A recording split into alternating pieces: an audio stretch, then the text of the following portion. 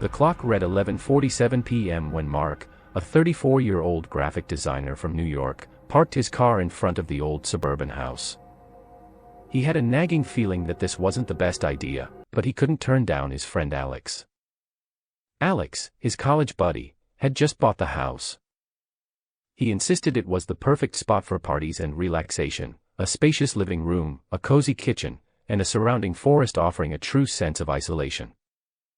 Mark agreed to the sleepover because he hadn't seen Alex or their old college crew in years.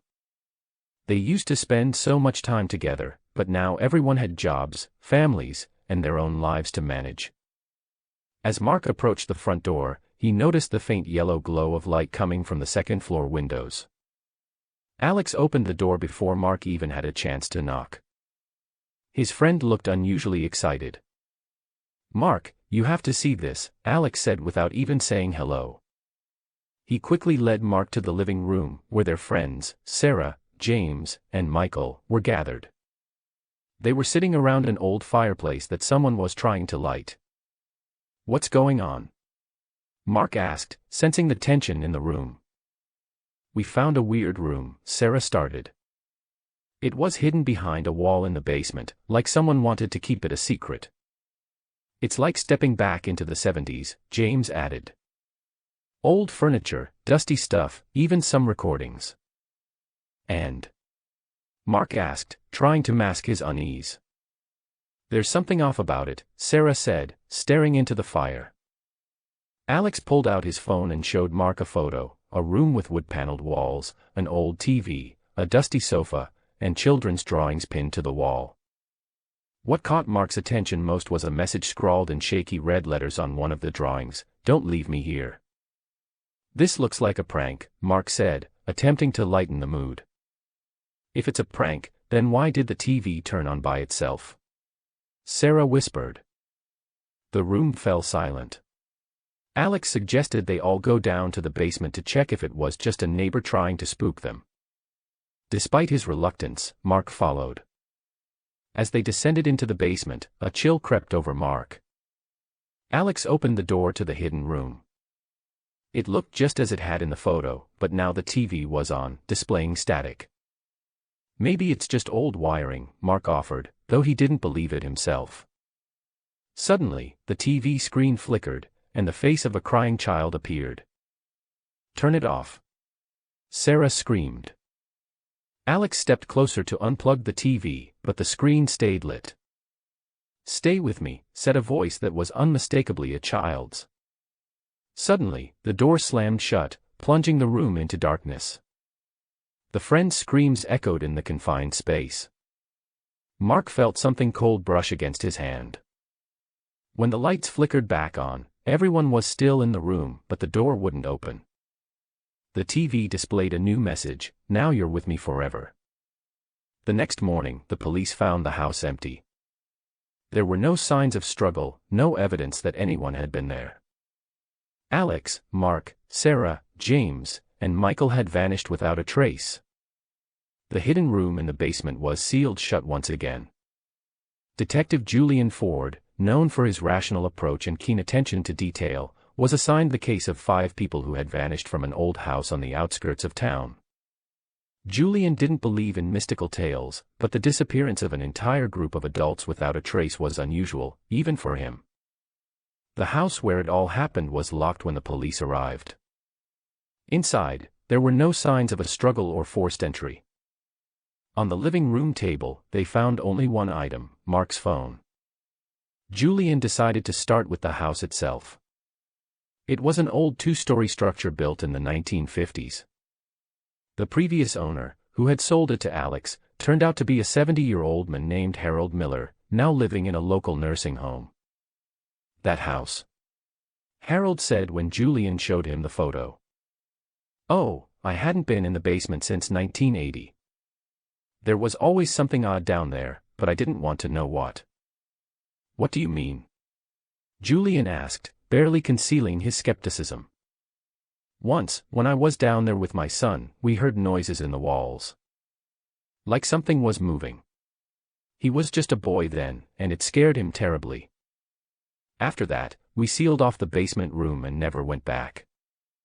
Julian jotted down the details in his notebook but didn't give much weight to the old man's words. He knew that fears often exaggerated reality. The next day, Julian returned to the house with a team. He instructed them to thoroughly search the basement, especially the walls, for hidden passages or rooms. In the room Harold had mentioned, there was an old wooden panel that, at first glance, seemed unremarkable. But when they scanned it with a thermal imaging camera, they found a hollow space behind the wall. "This looks like a hidden room," one of the technicians said. After breaking through the panel, they uncovered a narrow passageway leading to another room. It matched the descriptions given by the missing group: an old TV, children's drawings on the walls, and dusty furniture. On a table, they found an old tape recorder with a cassette inside. Julian took the cassette to the lab. When it was played, they heard a child's voice. "I don't want to be here anymore. Please, let me out." The voice was interrupted by loud noises, like creaking doors or pounding sounds. Then came the sound of heavy breathing, and finally, silence. "Is this some kind of prank?" Julian asked, though he felt there was more to it. Testimonies from neighbors. While interviewing neighbors, Julian spoke with an elderly woman, Mrs. Brown, who had lived next to the house for over 40 years. "I knew the family that lived there in the 70s, she said. They had a son, Benny. He was an odd boy, very quiet. They say he disappeared, but the police never found anything." "What happened to his parents?" Julian asked. "They moved away about a year after he vanished. The house stayed empty for a long time until it was sold." Julian began checking old archives and discovered that Benny's disappearance had never been solved. The case files included photographs, a happy family and their son, who looked about 10 years old. But something about Benny's eyes struck Julian as odd, like the boy was afraid of something or someone. During a subsequent search of the basement, the team uncovered another clue: a school journal with short entries written in a child's handwriting. The final entry read, "I hear them walking around the house. Mom says it's mice, but I know it's not." This brought Julian back to the idea that the house held a dark secret. But was it connected to the disappearance of Mark and his friends? Julian realized that the key to Mark and his friends' disappearance lay in the history of the house and the missing boy, Benny. He managed to locate another witness, Thomas Graves, a retired detective who had worked on Benny's case in the 1970s. Thomas agreed to meet Julian in his small apartment. Though his memory was no longer sharp, hearing Benny's name seemed to awaken something in him. "That case was the most mysterious of my career," Thomas began. "Everything seemed ordinary: a boy disappeared from his house without a trace. But do you know what was the most troubling? The parents were hiding something." "Hiding? What exactly?" Julian leaned forward. "I was certain they knew more than they let on." The father looked terrified, and the mother was eerily calm. "We searched the house, but no one paid attention to that basement room back then." Julian understood that the case might be more complicated than he had thought. He asked for access to Thomas's old files, hoping to find something previously overlooked. Among the archives, Julian found a psychological evaluation report on Benny's parents. Benny's mother, Mary, claimed there was something in the house. She often spoke of shadows and voices she heard at night. The father, George, dismissed it all, calling her overly emotional. The report also noted that Mary once said, Benny was afraid of that room in the basement. He said someone spoke to him there. Julian pieced these facts together and decided to return to the house for one final investigation. This time, Julian brought forensic experts and psychological analysts. They re-examined the basement room and discovered something previously unnoticed: a small opening in the wall hidden behind old furniture. The opening led to a narrow tunnel running beneath the house. In the tunnel, they found an old wooden box containing items that likely belonged to Benny: a small toy car, a book of children's stories, and a photo of him with his mother. But the most chilling discovery was a set of bones near the box. Experts confirmed they were likely Benny's remains, left there for decades. The investigation revealed that Benny likely died in the tunnel due to a collapse. His parents, for reasons unknown, chose to hide the truth, explaining their odd behavior at the time. But what happened to Mark and his friends? Julian revisited the tape recorder and the recordings they had found earlier. The tape contained not only a child's voice but also an adult voice repeating, "Stay here, they'll come soon." These words suggested that someone had been watching the events unfold. A few weeks later, the police received a call from a neighboring state. Mark, Alex, Sarah, James, and Michael were found at an abandoned motel. They were disoriented, claiming they couldn't remember how they ended up there. The only detail they all shared was waking up in different motel rooms after losing consciousness in the house. None of them had injuries or signs of foul play. When Julian asked Mark about that night, he said, "I only remember a voice saying, 'You see the truth. Leave it here.'" Though the case was officially closed, Julian couldn't shake the feeling that the house and its secrets remained unresolved. He left the investigation with the belief that some places are best left undisturbed. I've always had trouble sleeping. It's not just that I'm a night owl, I've had experiences that made me terrified of being alone in the dark. I don't know if it's my overactive imagination or something more, but for years, I've had trouble convincing myself that there's nothing lurking in the shadows. It started when I was younger. Every time I had a sleepover, something strange happened. But the one I'll never forget, well, it changed everything. It was the summer before my senior year in high school. My name's Lily, and I'd like to think of myself as the practical one of the group. I don't usually let weird things bother me, but that night, everything was different.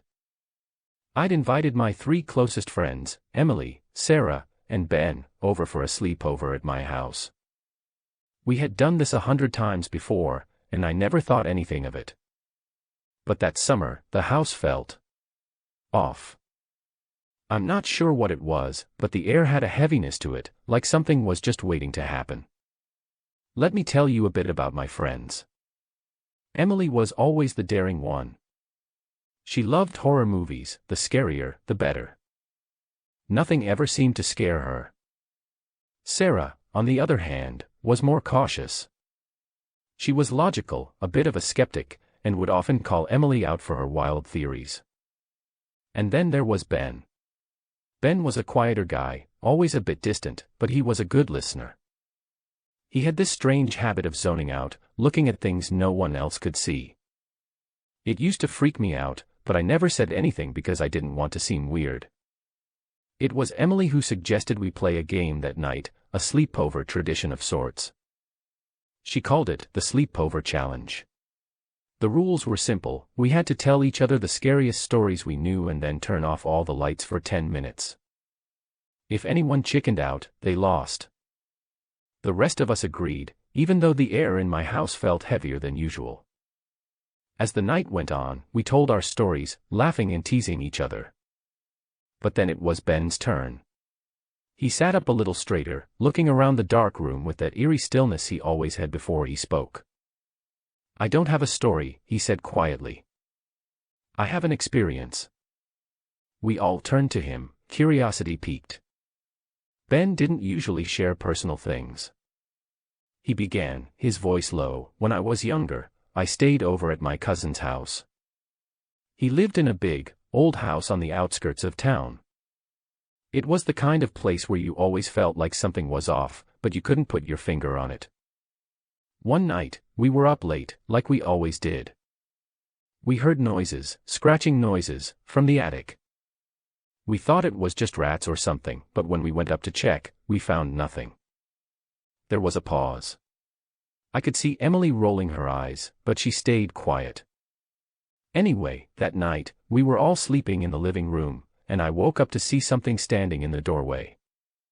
It was just a shadow at first, but when I blinked, it was closer. And then closer. I couldn't move, couldn't speak. It wasn't until the shadow whispered my name that I finally screamed. When I did, it vanished. My skin prickled. I tried to laugh it off, but I couldn't shake the uneasy feeling creeping up my spine. It wasn't like Ben to make up stories. But I wasn't going to be the one to back out of the challenge. We all stared at each other, unsure of what to say. Emily was the first to break the silence. Okay, so Ben's trying to freak us out. I'm not scared. It's just a story. But then, the scratching noise started. We all froze, our eyes wide, the hair on the back of my neck standing up. It was faint at first, like the sound of nails dragging across wood. At first, I thought it was the wind, but the noise was too deliberate. It wasn't the house settling. It was too rhythmic, too purposeful. Emily stood up, a defiant look in her eyes. It's probably just a tree outside rubbing against the window. But I knew better. The sound was too close. It was coming from somewhere in the house. Ben, stop messing around, I said, trying to sound confident. You're freaking me out. But he didn't respond. I turned to see him standing by the window, staring out into the night, his face pale. That's not me, he whispered. The sound is in the walls. The air grew colder, and my heart began to race. The scratching got louder, moving through the walls, coming closer. And then, it stopped. Just like that. Silence.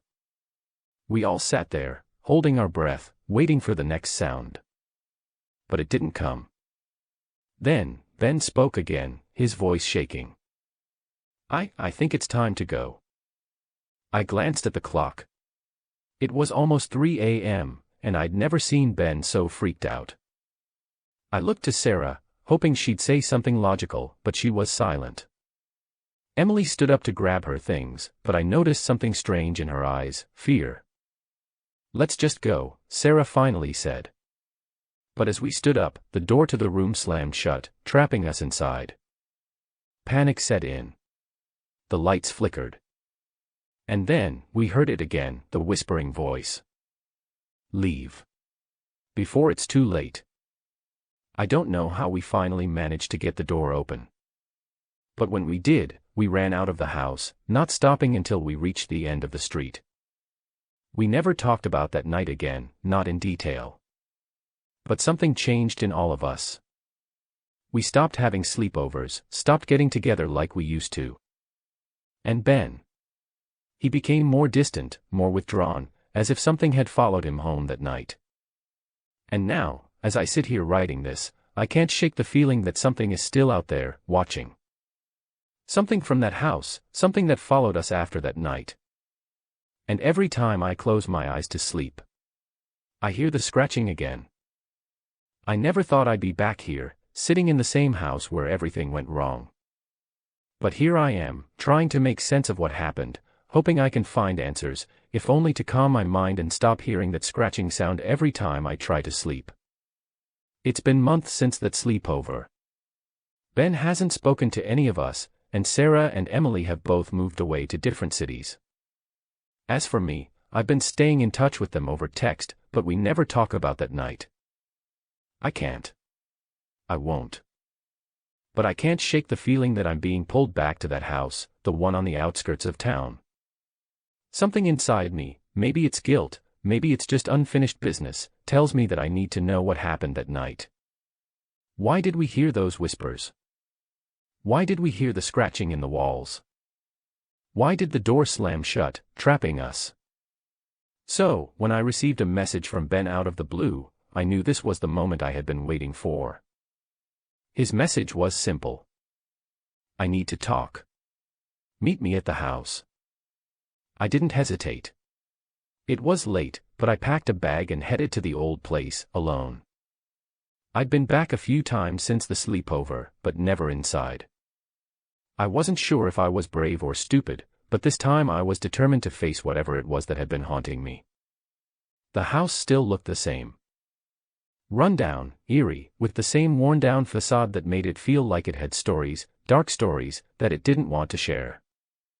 The door creaked as I stepped inside, and the familiar chill hit me like a wave. It's almost as if the house was waiting for me.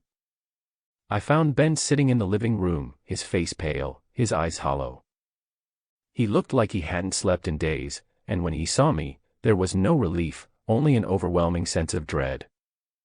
"Lily," he said quietly. "I wish I could say it's good to see you, but I don't think it is." "Ben. What's going on? What happened that night? Why didn't you tell us what you saw?" He hesitated, his eyes flickering to the corners of the room, as if he were watching something I couldn't see. Finally, he spoke. "I didn't want to scare you. I didn't want to be the one to say it, but we're not alone here. We never were. Whatever is in this house, it's not just memories. It's not just some haunting. It's something alive, something old. And it doesn't want us here." His words sent a shiver down my spine, but I had to know more. "What do you mean by alive? You think it's what?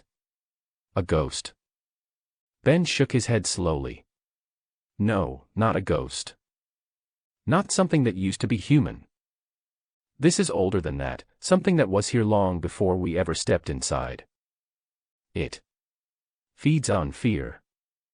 Ben's voice trembled as he spoke. I could see the fear in his eyes. He wasn't just scared, he was terrified. It started after we heard the scratching noise that night. That noise, it's not just random. It's the sound of something trying to get out. And when we ran, we left it behind. But I think it followed us. I wasn't sure if I believed him at first. I mean, how could I? But then, I remembered everything, the whispering voice, the way we all felt trapped in the house that night. The sense of dread that had been suffocating us. "Ben, what do you want me to do?" I asked, my voice barely above a whisper. "We can't just leave it, can we?" He looked at me for a long moment, and for the first time, I saw the hint of something else in his eyes, a realization, a decision. "We need to go back to the attic," he said. "That's where it all started. That's where whatever it is waiting." I didn't want to go back. I didn't want to face whatever was lurking up there. But I knew I had no choice. It wasn't just about finding answers anymore, it was about survival. The attic had always been a place of mystery. It was the one part of the house none of us had ever dared to explore, and for good reason. The air was thick with dust, the floorboards creaked underfoot, and the dim light barely illuminated the corners. But this time, the attic felt different. It felt alive. Ben and I slowly made our way up the narrow staircase, each step creaking under our weight. When we reached the top, the door was already open, as if something had been waiting for us. Inside the attic, the temperature dropped even further. The room was shrouded in darkness, the faintest outline of old furniture and forgotten belongings casting strange shadows on the walls. And that's when we saw it. At the far corner of the room, a dark figure stood, just out of sight in the shadows. Its shape was blurry, like it was made of mist, but there was something unmistakably real about it. Something ancient. It was as if it had been waiting for us to return, to confront it. "We shouldn't be here," I whispered, my voice trembling. "Ben. What is that?" But Ben didn't answer. He was staring at the figure, his face pale, his eyes wide in disbelief. It's the thing that followed me," he said, barely audible. "It's the thing that was in the walls. In the house. And it's been waiting." As if on cue, the figure began to move, shifting slowly toward us. A cold gust of wind blew through the attic, making the floorboards groan. I couldn't move, couldn't breathe. The fear I'd been running from all this time, this was it, standing before me. And then I heard it. The same whisper that haunted us all that night. "You should have left when you had the chance." The figure crept closer, its presence suffocating the air. My heart pounded in my chest, and every instinct screamed at me to run, but my legs felt like they were made of stone. Ben was frozen too, his eyes locked on the shape in the corner, unable to look away. The whispering grew louder, now mixed with a low, guttural hum. It was as if the sound itself was coming from the walls, the floor, the very air around us. I felt the chill seep deep into my bones, and the overwhelming sense of dread made my head spin. Ben. What is it? I gasped, barely able to speak. Ben's voice shook as he whispered, It's not just a ghost. It's a manifestation. Something ancient, something that feeds off fear. It's been here for decades, maybe longer. The house. It's not just haunted. It's alive, and we disturbed it when we came. The figure stretched upward, as if responding to his words, growing taller and darker. I could feel its gaze upon us, even though it had no visible eyes. Suddenly, I remembered something. The old cassette recorder from the sleepover, the one that had recorded the voices, the whispers.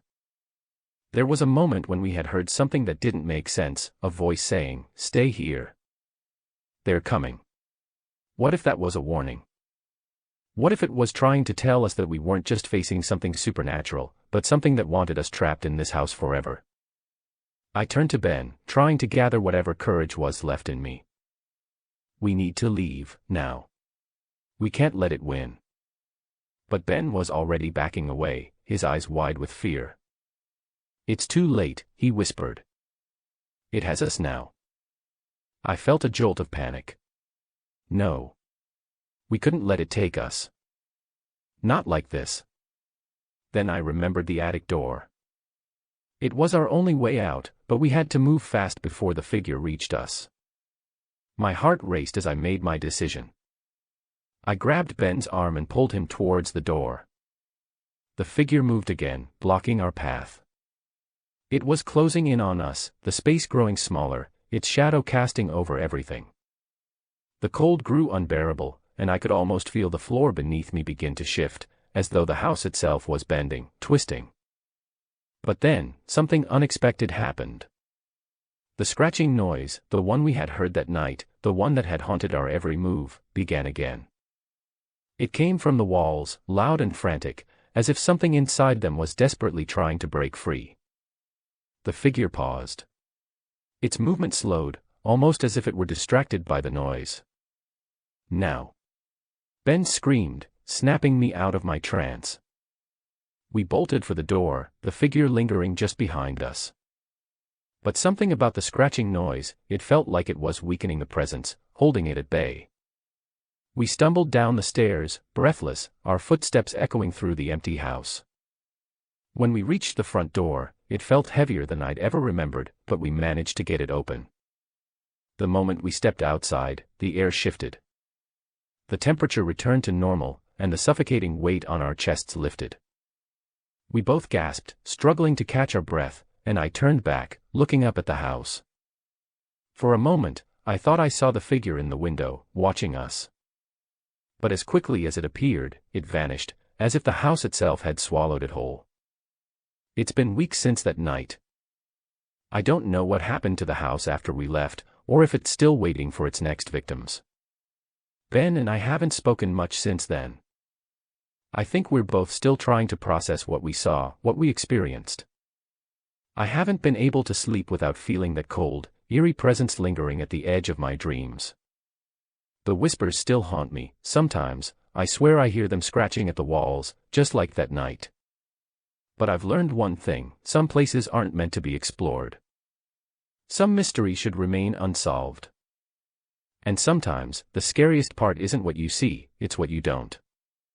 The last sleepover was supposed to be a fun night, but it became a night we'll never forget.